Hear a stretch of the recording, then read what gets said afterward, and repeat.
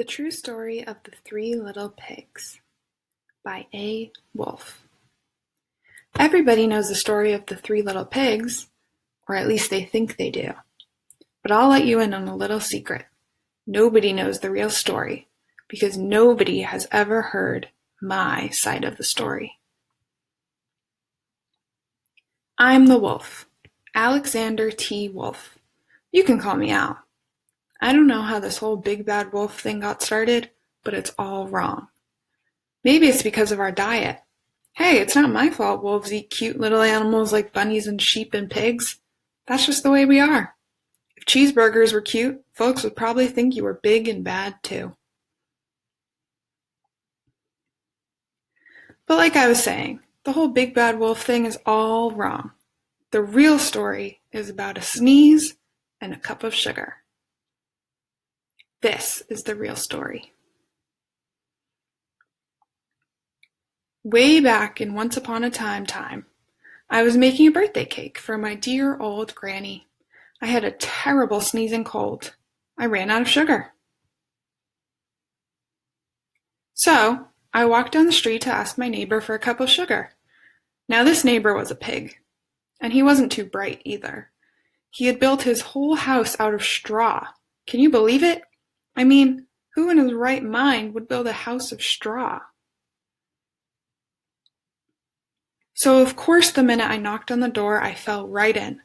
I didn't want to just walk into someone else's house, so I called, little pig, are you in?" No answer. I was just about to go home without the cup of sugar for my dear old granny's birthday cake. That's when my nose started to itch. I felt a sneeze coming on. Well, I huffed, and I snuffed, and I sneezed a great sneeze. And you know what? That whole darn straw house fell down, and right in the middle of the pile of straw was the first little pig, dead as a doornail. He had been home the whole time. It seemed like a shame to leave a perfectly good ham dinner lying there in the straw, so I ate it up. Think of it as a big cheeseburger just lying there.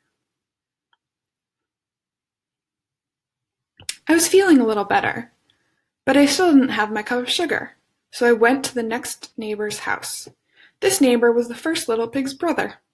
He was a little smarter, but not much. He had built his house out of sticks. I rang the bell on the stick house. Nobody answered. I called, Mr. Pig, are you in?" He yelled back, "Go away, wolf, you can't come in. I'm shaving the hairs on my chinny chin chin." I had just grabbed the doorknob when I felt another sneeze coming on.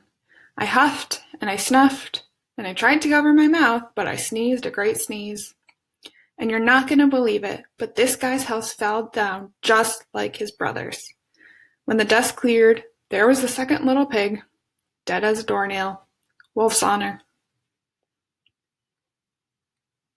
Now you know food will spoil if you just leave it out in the open, so I did the only thing there was to do. I had dinner again. Think of it as a second helping. I was getting awfully full, but my cold was feeling a little better. And I still didn't have that cup of sugar for my dear old granny's birthday cake. So I went to the next house. This guy was the first and second little pig's brother. He must have been the brains of the family. He had built his house of bricks. I knocked on the brick house. No answer. I called, Mr. Pig, are you in?" And do you know what that rude little porker answered? "Get out of here, wolf. Don't bother me again." Talk about impolite! He probably had a whole sack full of sugar, and he wouldn't give me even one little cup for my dear sweet old granny's birthday cake. What a pig! I was just about to go home and maybe make a nice birthday card instead of a cake when I felt my cold coming on. I huffed, and I snuffed, and I sneezed once again. Then the third little pig yelled, "And your old granny can sit on a pin." Now I'm usually a pretty calm fellow, but when someone talks about my granny like that, I go a little crazy. When the cops drove up, of course I was trying to break down this pig's door, and the whole time I was huffing and puffing and sneezing and making a real scene. The rest, as they say, is history. The news reporters found out about the two big pigs I had for dinner, They figured a sick guy going to borrow a cup of sugar didn't sound very exciting, so they jazzed up the story with all that huff and puff and blow your house down, and they made me the big bad wolf. That's it. The real story. I was framed. But maybe you could loan me a cup of sugar. The end.